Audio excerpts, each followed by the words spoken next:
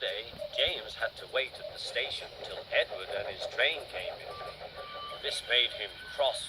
Late again? Edward laughed, and James fumed away.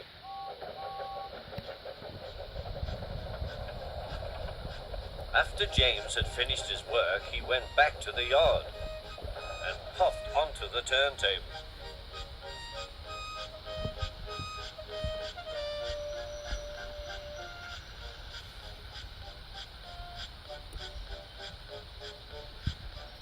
He was still feeling very bad-tempered.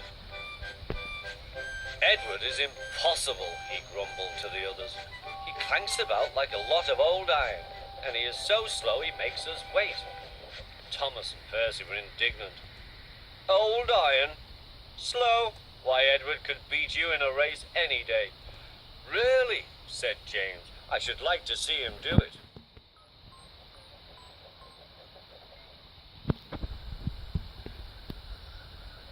Next morning, James's driver was suddenly taken ill. He could hardly stand, so the fireman uncoupled James ready for shunting. James was impatient. Suddenly, the signalman shouted. There was James puffing away down the line. "All traffic halted," he announced at last. Then he told the fireman what had happened. 2 boys were on James's footplate, fiddling with the controls. Phew! They tumbled off and ran when James started. The signalman answered the telephone. "Yes, he's here. Right. I'll tell him. The inspector's coming at once. He wants a shunter's pole and a coil of wire rope." "What for?" wondered the fireman. "Search me, but you'd better get them quickly." The fireman was ready when Edward arrived.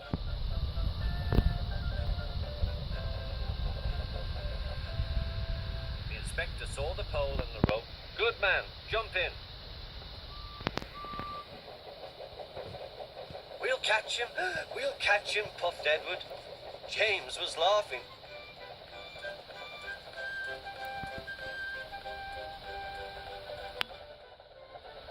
"What a lark, what a lark," he chuckled to himself.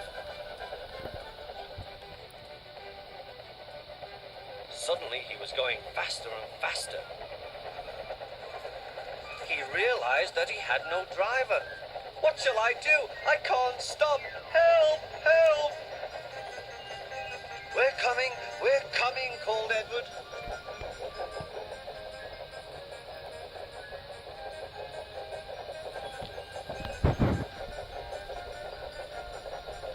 Edward was panting up behind with every ounce of steam he had. At last he caught up with James.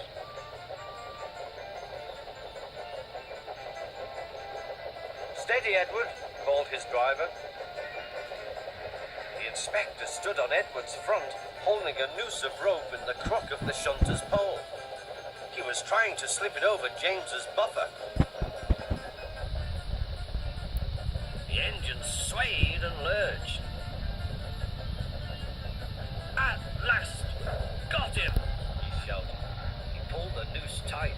Gently braking, Edward's driver checked the engine's speed, and James's fireman scrambled across and took control. "So the old iron caught you after all," chuckled Edward. "I am sorry," whispered James. "Thank you for saving me." "You were splendid, Edward." "That's all right," replied Edward. The engines arrived at the station side by side. Sir Topham Hatt was waiting. "A fine piece of work," he said. "James, you can rest and then take your train. I'm proud of you, Edward. You shall go to the works and have your worn parts mended."